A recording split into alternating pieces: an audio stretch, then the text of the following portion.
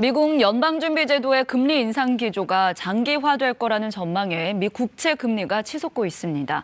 시장이 예측하는 올해 최종금리 예상 구간도 올라가고 있는데요. 최대 5.75%까지 갈 거라는 관측에 힘이 실리고 있습니다. 뉴욕 한보경 특파원이 보도합니다. 미국 10년 만기 국채 금리가 장중 4%를 넘어섰습니다. 10년 만기 국채 금리가 4%를 넘은 건 지난해 11월 이후 처음입니다. 이처럼 국채 금리가 치솟고 있는 건 좀처럼 잡히지 않는 물가 탓에 연방준비제도가 긴축 기조를 더 오래, 더 강하게 유지할 거란 우려가 커지고 있어서입니다. 지난해 10월 4.2%대까지 올라갔던 10년 만기 국채 금리는 연준이 금리 인상폭 조절에 들어가면서 지난 1월 3.3% 수준까지 내려간 바 있습니다. 시장이 예상하는 연준의 올해 최종 금리 구간도 상향 조정되고 있습니다. 금리 선물 시장에서 연준의 통화 정책을 예측하는 페드워치를 보면 올해 최종 금리가 5.5에서 5.75% 구간까지 갈 확률은 현재 40%에 육박하고 있습니다. 현재 미국 기준금리는 4.5에서 4.75% 구간인데 앞으로 금리가 1%포인트 더 올라갈 걸로 보고 있다는 얘기입니다. 연준의 이른바 강경 매파 인사들의 발언도 이 같은 전망에 힘을 싣고 있습니다. 애틀랜타 연은 총재는 기준금리를 5% 이상으로 올려 이 수준을 내년까지 쭉 유지해야 한다고 했고, 미니애폴리스 연은 총재는 이달 하순 열릴 통화정책회의에서 연준이 0.5%포인트 인상으로 다시 금리 인상폭을 넓힐 가능성도 열려 있다고 했습니다. I lean towards continuing to raise further, that I would continue to push up my policy path. And so I think my colleagues agree with me that the risk of under-tightening is the worst risk than the risk of over-tightening. 물가를 잡기 위해선 과한 긴축이 낫다라는 얘기인데 파월 연준 의장을 비롯해 연준 인사들이 줄곧 강조하고 있는 것도 바로 이 부분입니다. 금리 인상폭 조절에 들어가자마자 물가 오름폭이 다시 커지다 보니 연준은 긴축 고삐를 다시 세게 조일 수밖에 없을 것으로 보입니다. 미국과의 금리차 살펴가며 경기 걱정, 환율 걱정해야 하는 나라들은 셈법이 아주 복잡해집니다. 주요국 중 가장 먼저 금리 동결한 우리도 그럴 겁니다. 뉴욕에서 KBS 뉴스 한보경입니다. 유럽이 덥습니다. 겨울인데 덥습니다. 스위스와 프랑스의 스키장들은 눈이 없어 운영을 못하고 있습니다. 스페인의 빌바오는 아예 섭씨 25도를 기록합니다. 영국의 BBC는 독일과 프랑스, 우크라이나에서 1월 기온 최고치 기록이 깨졌다고 했습니다. 이것은 겨울이 아닙니다. 겨울은 겨울인데 겨울 같은 겨울은 아닙니다. 네, 물론 기후변화 때문입니다. 기후온난화의 후폭풍입니다. 걱정되는 일입니다. 그러나 지금 유럽의 표정은 걱정하는 느낌이 아닙니다. 오히려 안도합니다. 에너지, 가스 걱정을 덜었기 때문입니다. 블룸버그는 유럽이 에너지 위기 걱정을 덜게 됐다고 보도했습니다. 유럽의 천연가스 가격은 지금 그동안의 상승분을 거의 대부분 반납하고 평소 수준으로 돌아갔습니다. 2021년 12월 수준. 여전히 러시아의 우크라이나 침공으로 벌어진 전쟁이 계속되고 러시아산 가스를 유럽으로 보내던 파이프라인은 정상화되지 않았지만 가스 가격은 이렇게 전쟁 전 수준으로 돌아갔습니다. 날씨가 따뜻해서 에너지 사용량이 많지 않아서 유럽 각국이 걱정했던 에너지 걱정 사태가 일어나지 않을 거라는 확신이 생긴 겁니다. 유럽 가스 가격뿐만이 아닙니다. 국제 유가도 안정을 향하고 있습니다. 북해 브렌트유, 북미 텍사스산 중진유, 두바이유 할 것 없이 모두. 유럽의 날씨 외에 또 다른 요인도 작용하고 있는 겁니다. 그 가운데 가장 큰 것은 바로 경기 둔화 우려입니다. 겨울 날씨가 따뜻해도 에너지를 적게 쓰지만 물건이 안 팔려서 공장이 가동되지 않아도 에너지는 절약됩니다. 사실 우리는 가스요금, 전기요금이 난립니다. 가격도 비싸고 또 오히려 최근에 더 비싸졌습니다. 그동안 충격을 우려해서 올려놓지 않았던 가격이 이제야 반영되고 있고, 그래서 국제 가격과 우리 가격 사이에는 시차가 존재하는 겁니다. 그렇다 보니 에너지 가격 떨어진다는 추세에 다가오지 않으실 수도 있습니다. 다만 보셨듯 추세 자체는 분명합니다. 에너지 가격의 추세가 달라지고, 그래서 지난 2년간 세계 경제를 힘들게 했던 물가, 바로 이 물가 문제가 더 잠잠해질 가능성이 커지고 있는 겁니다. 정부는 당장 1분기 공공에너지 요금 상승으로 가계가 어려움을 겪긴 하겠지만 1분기가 지나면 4%, 상반기 지나 하반기가 되면 3%대까지 내려갈 거라고 했습니다. 소비자 물가 얘기입니다. 그러자 이제 기대하는 사람들이 늘고 있습니다. 무엇을? 바로 금리 인하를. 금리 이제 올리는 걸 그만두는 수준을 넘어서 인하를 생각해도 되지 않겠나. 다음 아니면 다다음 회의에서 미 연준이 비둘기 같은 이야기를 해주지 않을까. 지표가 그래도 된다는 상황 아닌가 하는 바로 이 기대 말입니다. 올해 경제 이야기를 글로벌하게 폭넓은 시야로 전망해보려고 KBS 연초 경제 오늘 이 이야기를 해보려고 합니다. 다만 금리가 떨어지기를 바라는 그 기대에는 배반하는 이야기일 겁니다. 그러니까 금리 그렇게 쉽게 떨어지지 않을 것이라는 얘기입니다. 바로 이 사람의 마음 때문입니다. 심리 이야기 같은 그러나 본질적으로 통화정책 결정의 본질에 닿아 있는 속성에 대한 이야기, 그 첫 번째 이야기 시작합니다. 모두가 아다시피 세계 금리는 이 사람이 결정합니다. 미국이 결정하고 세계가 따르는데 이 제롬 파월 미 연준 의장이 미국의 금리를 결정하는 회의를 주재하기 때문입니다. 따라서 금리 결정 방향의 변화는 파월의 생각에 달려 있습니다. 그리고 사실 그는 비둘기로 명성이 높습니다.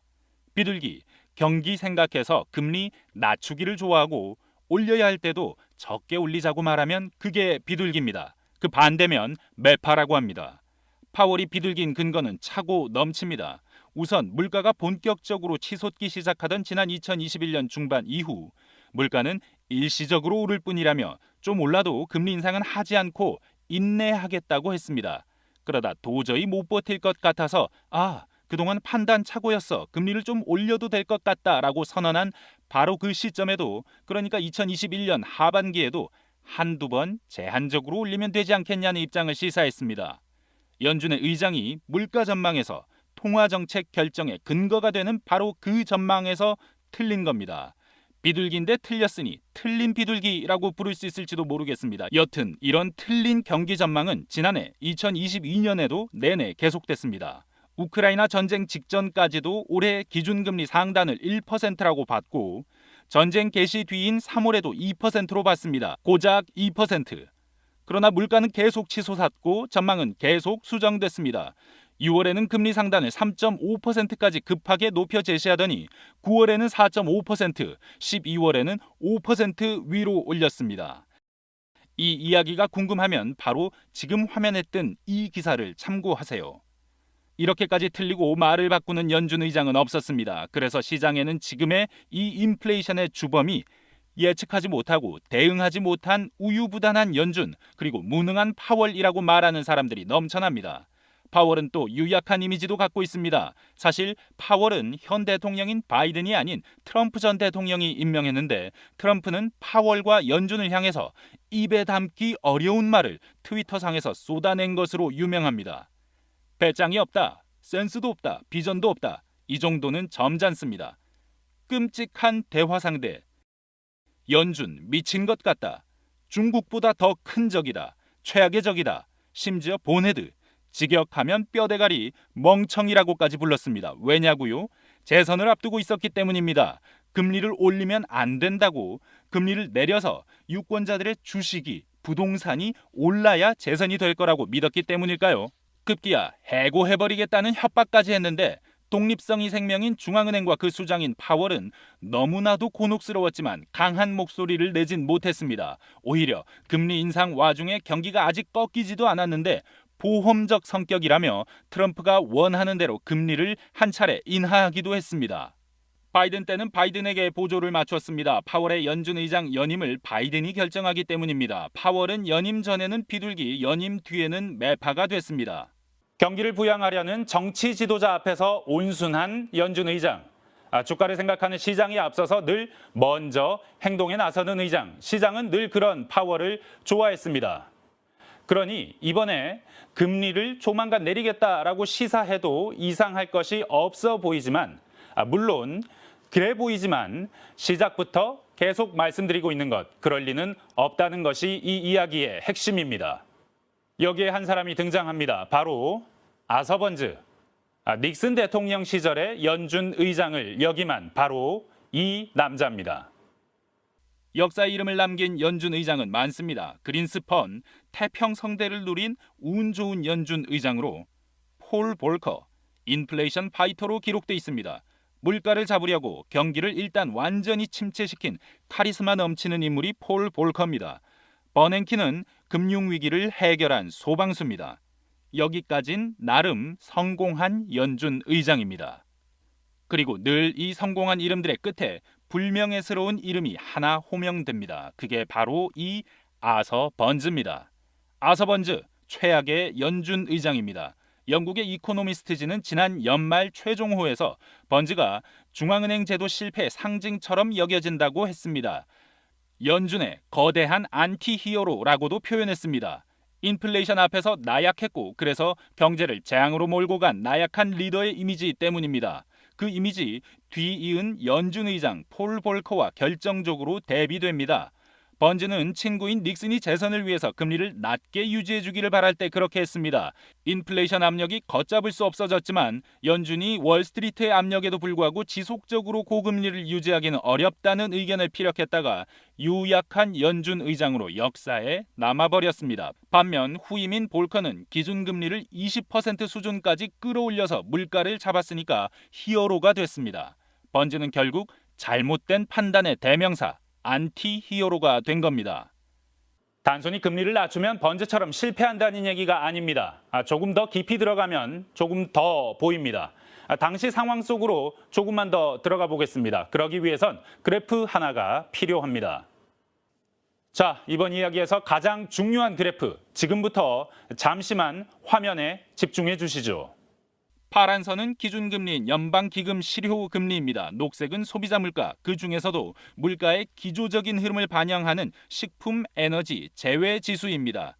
변동이 심한 에너지 식품을 제외하면 전반적인 물가 흐름이 더 잘 보인다는 의미에서 근원 물가라고도 불리는데 스티키 프라이스, 끈적끈적한 가격이라고 표현할 만큼 일반 물가 지수보다 더 느리고 천천히 움직입니다. 그래프를 보면 알겠지만 우선 번즈가 금리를 안 올려서 최악의 인물이 된 건 아닙니다. 오히려 번즈야말로 물가에 앞서서 금리를 선제적으로 올렸고 물가보다 더 높이 금리를 올렸습니다. 그래프만 보면 오히려 볼커보다 과감하고 선제적이었습니다. 차이가 있다면 얼마나 오래 버티었느냐입니다. 번즈는 기준금리를 13% 수준까지 끌어올리긴 했지만 근원 물가가 최정점을 찍기 전에 기준금리를 먼저 급격히 내렸습니다. 근원 물가가 아닌 헤드라인 물가가 떨어지자 물가가 잡혔다고 생각해 금리를 서둘러 내린 겁니다. 볼커는 이 점에서 달랐습니다. 근원 물가가 정점을 찍은 뒤에도 금리를 더 올렸습니다. 꺾일 듯하던 물가가 안 꺾이자 금리를 무려 20% 수준까지 잡아 올려버렸습니다. 그리고 근원 물가가 떨어진 뒤에도 금리를 지속적으로 높은 수준에 올려두었고 물가가 완전히 떨어진 뒤에도 금리를 물가 아래로 내리지는 않았습니다. 그러니까 번즈가 반면 교사하고 볼커가 가르쳐주는 물가 관리의 핵심은 인내심입니다. 물가가 확실하고도 영구적으로 안정됐다고 확신할 수 있는 시점까지 금리를 내리지 않고 계속해서 버티는 바로 그 인내심인데 파월의 처지를 좀 더 살펴볼까요? 그럼 이 그래프를 봐야 합니다. 파월도 틀림없이 보고 있을 이 그래프에서 시작해 보겠습니다. 공급 충격이 유발한 인플레이션, 스태그플레이션을 우려하게 만드는 인플레이션 앞에서 전임자들의 데이터를 뻔히 보고 있는 파월은 우선 자신이 두 선배 의장보다 늦었다는 걸 알 겁니다.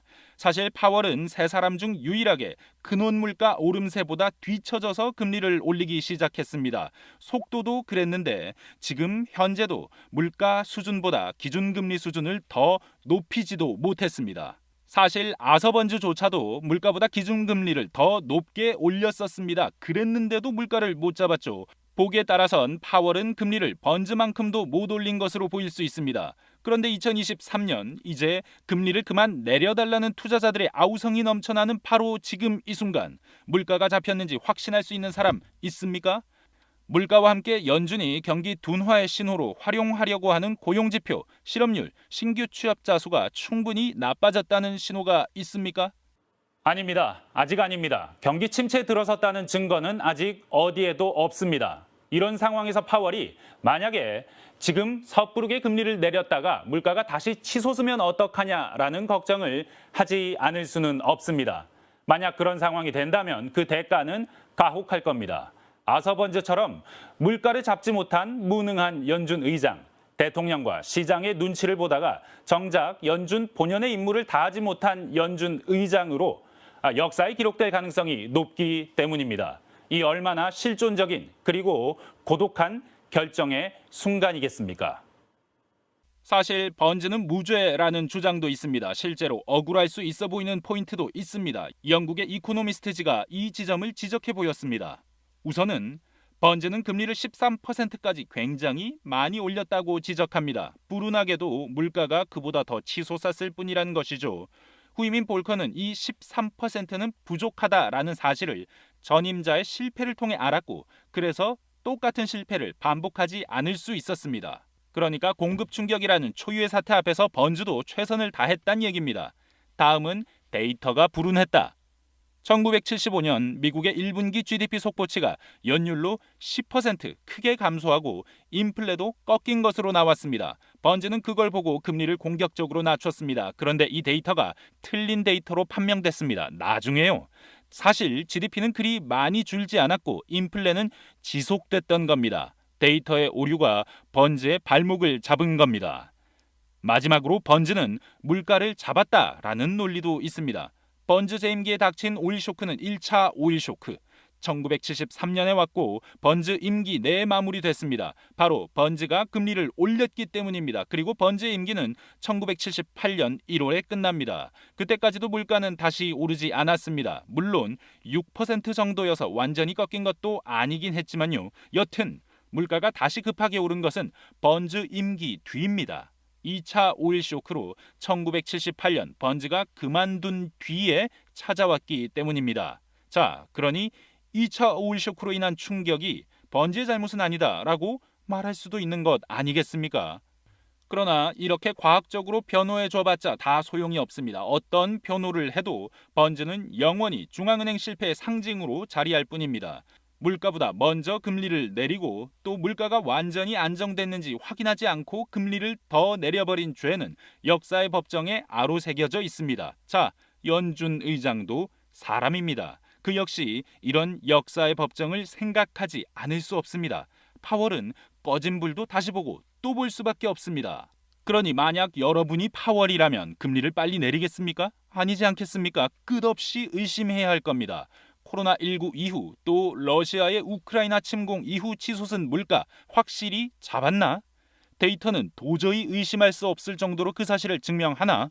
혹시 물가가 어떤 충격을 받아서 다시 치솟아 오를 가능성은 없는가? 그러니 당장 에너지 가격이 조금 떨어지고 물가가 안정되는 지표가 보인다고 해서 달라질 건 없습니다. 추세 반전의 초입에 불과합니다. 금리 정책을 급격하게 변동할 시점이 전혀 아닌 겁니다. 중앙은행 실패의 전당, 아서번즈의 옆자리에 앉을 생각이 전혀 없는, 꺼진 불도 다시 봐야 하는 파월의 입장에서 그렇습니다. 그러니 투자를 하거나 투자를 생각하는 여러분, 당신들이 기다릴 저금리는 아직 저 멀리 있습니다. 이상 날씨에서 시작해 에너지 가격 그리고 미국 연준의 역사와 그 역사를 바라볼 수 있는 그래프로 이어진 연초경제 첫 번째 이야기를 마칩니다. 페이스북은 하루 만에 20% 넘게 올랐습니다. 테슬라는 연초 대비 80%나 올랐습니다. 80%. 애플도 약 30%. 나스닥이 환호합니다. 시장이 환호합니다. 이제 끝났다. 긴축 사이클이 끝나고 다시 주식의 시대가 돌아왔다. 이 환호를 금리의 언어로 번역하면 이렇습니다. 연준은 금리를 한 번만 더 올릴 것이다. 그리고 연말이 되면 금리를 내릴 것이다. 어쩌면 올해 안에 0.5%포인트를 내릴 수도 있다. 긴축의 시대여 안녕, 환호합니다. 연초경제 두 번째 이야기, 바로 이 환호에 대해서 얘기해 보겠습니다. 이 환호가 확실히 맞나에 대한 이야기가 될 겁니다. 우선 인플레이션에 대한 다양한 학자들의 전망에서 시작해 보겠습니다. 노벨 경제학상을 받은 교수를 포함해서 이른바 세계 탑티어라고 말하는 경제학자들이 모두 한자리에 모였기 때문입니다. 인플레이션에 대해서 이야기했습니다. 그러나 시장의 환호와는 사뭇 다른 이야기였습니다. 1월에 열렸던 미국의 전미 경제학회 2023 연례 총회. 경제 올림픽이라 불립니다. 미국 뉴올리언즈에서 열렸습니다. 네로라는 경제학자들이 총집결했습니다. 인플레이션을 말했습니다. 요약해드리려고 했습니다. 그러나 안타깝게도 요약할 수 없었습니다. 다들 말이 달랐기 때문입니다. 블룸버그의 기사를 보면 유시 버클리의 데이비드 로머 교수는 그동안 인플레를 이해하려고 참으로 애썼는데 실적은 매우 안 좋다. 이 인플레는 갑자기 사라질 수도 있고 경제에 착 달라붙을 수도 있을 것 같다. 개연성 높은 시나리오의 범위가 아주 넓다고 말했습니다. 이해하지 못하고 있다는 얘기입니다. 라파엘 보스틱 아틀란타 연방준비은행 총재도 그랬습니다. 전례 없는 상황 때문이다. 전염병은 너무나 독특하다. 상황이 계속 진화하고 있다. 확고한 예상이나 기대를 하기 힘들다. 모른다. 그러니 금리 정책에 대한 입장은 정반대로 갈립니다. 노벨 경제학상을 탄 스티글리츠 교수는 긴축은 경제만 해치고 효과는 없다. 코로나와 러시아의 우크라이나 침공이 불러온 공급 쇼크 때문인데 금리가 무슨 상관 하고 있고, IMF 수석 이코노미스트 피에르 올리비에 구린차스는 여튼 실업률이 높아지더라도 고금리 정책은 계속 유지하는 게 중요하다라고 합니다. 노벨상 탄 사람과 IMF 수석 이코노미스트가 딴소리를 하는데 앞으로의 처방이 통일되기도 무리일 겁니다. 하버드의 케네스 로고프나 레리 서머스는 정부 적자가 늘었고 기후 대응 투자가 필연적이어서 금리 상승 요인이 많다. 낮은 인플레 시대는 끝났다고 하지만 반대로 선진국의 잠재 성장률 수준은 너무 낮기 때문에 저금리는 피할 수 없다는 쪽도 적지 않습니다. 당장 월가가 환호하고 있습니다. 뉴욕타임스는 오바마 대통령 시절 경제자문위원회 위원장을 지낸 제이슨 퍼먼 하버드대 교수를 인용했습니다. 그는 살면서 본 가장 혼란스러운 경제라고 말했습니다. 골치가 아픈 건 연준입니다. 화장은 하는 것보다 지우는 것이 중요하기 때문이죠. 무슨 소리냐고요? 올린 금리를 언제 그리고 어떻게 다시 내릴지에 대한 결정을 해야 한다는 얘기입니다. 화장을 지우는 것만큼이나 이 금리를 내리는 결정도 중요합니다. 금리를 올릴 때보다 더. 두 가지 가능성이 있습니다. 우선 이 인플레가 80년대 같은 고질적인 인플레라면 금리를 섣부르게 내리면 큰일 납니다. 불안 요인이 잠복해 있다가 또 다른 변수가 등장할 때 물가는 전보다 더 높이 치솟을 겁니다. 지난 1편에서 다룬 아서 번즈의 실수입니다. 그러나 반대로 너무 늦게 내리면 고금리는 결코 인플레만 잡지 않습니다. 사람도 잡습니다. 실업과 기업 도산으로 상징되는 불황도 불러옵니다. 질질 끌면 고통은 엄청나게 커집니다. 레리 서머스는 뉴욕타임스에 빙판에서 브레이크를 잡으면 차는 미끄러질 수밖에 없다고 했습니다. 불황이 온다면 고통은 피할 수 없고 그 고통은 한계 상황에 내몰린 사람들에게 가장 극적인 영향을 미칠 겁니다. 문제는 시장이 연준의 말을 귀담아 듣지 않는다는 데 있습니다. 가장 최근에 열린 FOMC에서 연준이 희망적인 말 한 토막, 또 비관적인 말도 한 토막 내놨습니다. 대충 이런 얘기입니다. 디스인플레이션, 그러니까 물가 상승률이 낮아지고 있는 상황이 시작됐다는 얘기를 13번이나 했습니다.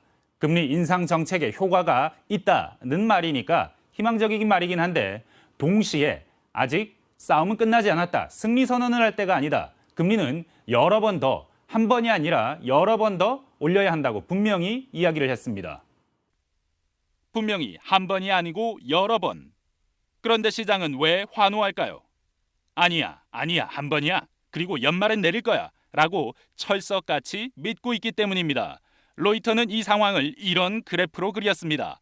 연준이 하겠다고 직접 말한 금리 정책과 시장의 기대가 이렇게 다르다는 얘기입니다. 한국은행은 이 사태를 걱정했습니다. 이렇게 시장이 연준과 다르게 움직이면 나중에 금융 충격이 올 수도 있다고 했습니다. IMF 수석 부총재도 마찬가지입니다. 올해 경제 가장 큰 불확실성 가운데 하나로 꼽았습니다. There is a bit of a disconnect between what markets are expecting in the US and what the Federal Reserve has communicated it will do. So that's an environment in which if it turns out that inflation is even stronger, then markets will have to correct itself. And that we know can have spillovers to the rest of the world. So it is one of the important concerns we have. 왜 이런 일이 생긴 걸까요? 왜 이렇게 우왕좌왕 하는 걸까요? 몇 가지 이야기를 할 수 있습니다. 우선 연준의 실패입니다. 영국 케임브리지대 퀸스 칼리지의 총장 모하메드 엘 에리언은 치솟는 물가에 늑장 대응하면서 연준 역사상 최악의 실수를 저질렀다고 표현했습니다. 일시적 인플레라고 단언하며 대응을 늦춘 잘못이다. 초기 판단 오류다. 다른 원인은 노동시장이 이상한 앨리스의 나라처럼 변했다는 가설입니다. 미국의 경우 코로나 사망자가 많았고 노동 공급이 영구적으로 100만 명 이상 감소했습니다. 또 제로금리와 천문학적 정부 부양책이 노동에 대한 태도를 바꿨습니다. 일 안 해도 먹고 산다. 기름을 부은 건 주식과 부동산 등 자산 가격의 급등입니다. 유동성을 타고 자산 가격이 급등하자 일하지 않고 소비만 해도 산다. 노동시장에서의 조기 퇴직, 대퇴사 행렬이 일어났습니다. 이제 원격 근무자와 파트타임 노동이 정착됐습니다. 내 남은 인생 다시는 출근하지 않으리 라는 사람을 옆에서 본 적 있지 않으신가요? 바로 이 변화가 정규적 노동 공급을 줄여 노동시장의 수요, 공급이 교란됐다는 겁니다. 여기에 대한 판단은 제각각입니다. 심각하다, 완전히 변했다부터 금방 제자리로 돌아온다, 금리를 올리면 바로 효과가 나올 거다까지 분명한 건 확실히 이해하지 못한다는 사실뿐입니다.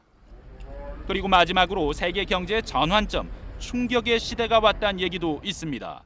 하버드의 케네스 로고프는 우리는 충격의 시대를 살고 있다. 세계 경제 전환점에 있는지도 모른다고 했습니다. 경제판이 흔들리고 있습니다. 러시아의 우크라이나 침공이 한 요인입니다. 중국이 계속 세계의 공장 역할을 할 수 있을지는 알 수 없습니다. UC 버클리의 베리 아이켄 그린 교수는 타이완을 둘러싼 미중 대립은 러시아의 우크라이나 침공보다 더 큰 강도의 경제 충격을 촉발할 수 있다고도 말합니다. 모든 것이 불확실한 시대란 얘기입니다. 요즘 파월을 비롯한 전 세계 정책 결정 당국자들이 반복하는 말이 있습니다. 데이터를 보고 결정하겠다. 앞으로 나올 통계 수치에 맞춰서 금리를 결정하겠다는 얘기, 정책을 튜닝하겠다는 이야기입니다. 모르겠을 때 겸손한 자세 자체는 좋은, 바람직한 자세입니다. 그러나 문제는 모든 걸 다 보고 결정할 수는 없다는 점에 있습니다. 금리 그만 올릴지 여부 결정할 때 뭘 보아야 하나요? GDP가 많이 떨어졌나? 실업률이 많이 높아졌나? 이런 수치 아니겠습니까? 그런데 문제는 보고 결정할 수는 없다는 데 있습니다. 시차 때문입니다. 정책과 그 정책의 효과 사이의 시차. 이걸 연구한 UC 버클리의 크리스티나 로모 교수가 전미경제학회에 참석해 말한 것을 들어보면 걱정을 안 할 수가 없습니다. 로이터는 로머가 남편과 함께 수행한 연구를 보면 금리를 높였을 때 GDP는 6개월 뒤 감소하기 시작한다고 했습니다. 2년이 넘어야 금리 인상의 효과를 완전히 반영한다고도 했습니다. 그러니까 한참 뒤에야 결과가 나온다는 얘기입니다. 실업률은 더합니다. 금리를 올린 지 5달이 지난 시점부터 본격적으로 높아져서 27개월 뒤에 평균적으로 모든 효과가 나타난다고 했습니다. 다시 말해 지난해 초부터 금리를 올리기 시작한 연준의 정책이 효과를 내는지 어느 정도 수준인지 확실히 확인하는 데는 2년 정도가 필요하다는 얘기입니다. 이 이론에 따르면 지금은 기껏해야 6개월에서 1년 사이밖에 지나지 않았습니다. 내년 이맘때나 되어야 초기 금리 인상이 확실히 효과가 있었는지 확인할 수 있습니다. 지난 연말 금리 인상은 그로부터 1년 더 지나야겠죠. 그때까지 금리를 계속 올릴 수 있습니까? 아니면 내리지 않을 수 있습니까? 그럴 수는 없겠죠. 너무 고통스럽지 않겠습니까? 그러니 데이터 보고 결정한다는 것도 쉽지는 않을 겁니다. 연준은 확실한 데이터를 받아들이기 전에 행동에 먼저 들어서야 하는 처지인 겁니다. 이렇게 어렵습니다. 근본적인 이유는 딱 하나입니다. 세계는 아직 이 인플레이션을 이해하지 못하고 있습니다. 인류 경제학자들조차 아직 합의하지 못하고 있습니다. 인류는 아직 이 인플레의 맛을 모릅니다. 연초경제 이번 순서는 여기까지입니다. 다음 편에선 우리 경제 전망과 구조적인 문제를 다뤄보겠습니다. 연관된 IMF 수석부총재의 인터뷰 내용을 아래 링크로 담아놓겠습니다. 참고하시면 감사하겠습니다.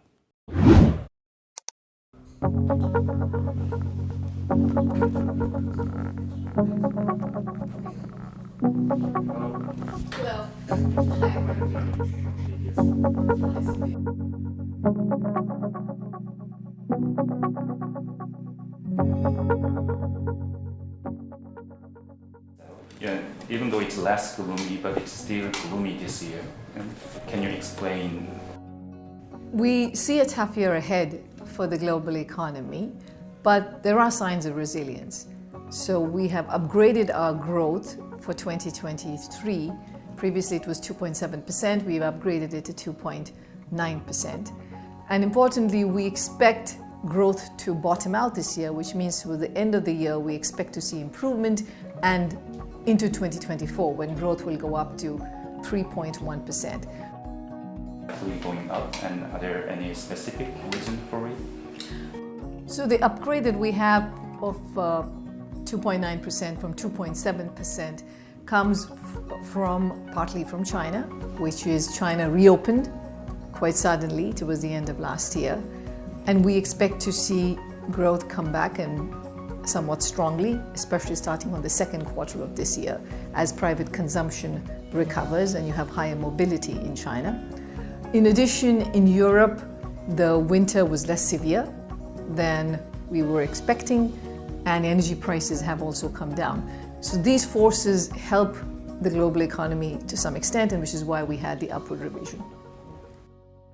How do you think about the American economy right now and the labor market of America? Labor markets in America are still quite tight. The unemployment rate is at a record low of 3.5%. But we expect to see labor markets soften. So we can see unemployment rate in the US going up to say around 5% or slightly higher into 2024. So that would mean that there would be a more challenging labor market than what we have in the US right now. Sometimes I'm a bit confused of it. Somebody said it's good and somebody said it's bad. I think what we would all like is to have high levels of employment in the economy, that everybody's looking for a job can find a job. What we want to prevent, though, is a situation where wage pressures become very large, so that then it ends up with higher price pressures in the economy. Central banks around the world are trying to do is to soften that pace, so that at least wage pressures don't become very severe, because otherwise we will live with high inflation for a very long time, and that's just bad, not just for cost of living, but it's also bad for the labor market, because eventually you will see businesses suffering from this and households suffering from it.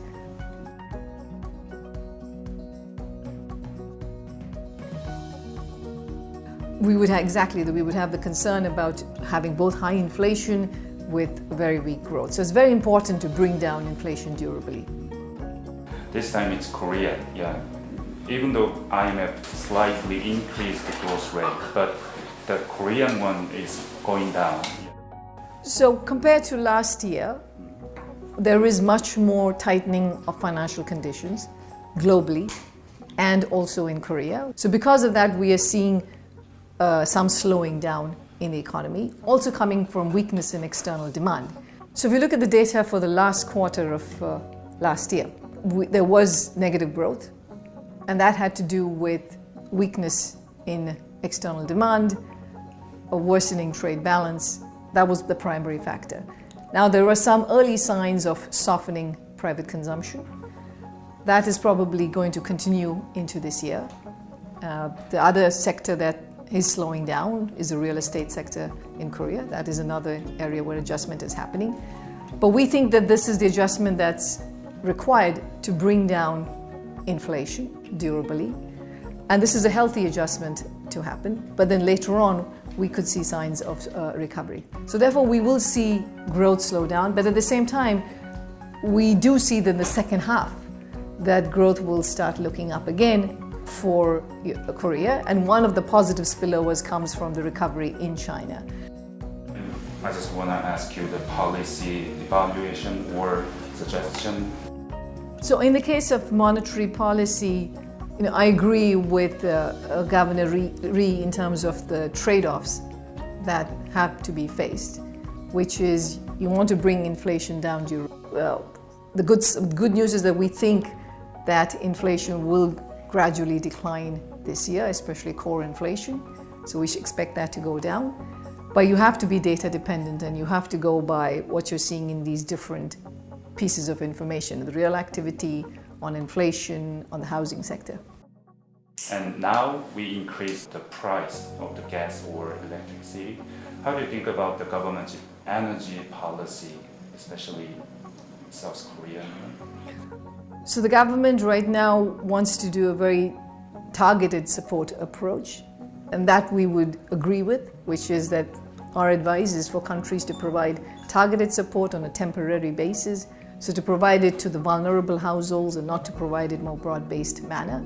That's important for fiscal prudence. It's important given the inflation environment that the country is facing. So I think that temporary and target is the right way to go. What kind of uncertainty might be most important, or do you value or concern or pay attention to? So there are several risks. One of the risks is from if it turns out that inflation is actually much more persistent, much more stubborn, then central banks around the world will have to raise rates even more.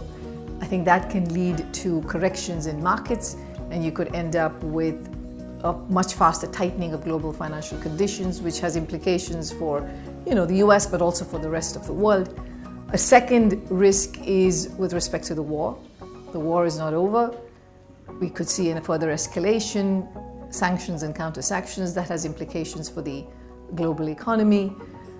China, the virus seems to be running through the economy right now, but at the same time we have seen infections come down.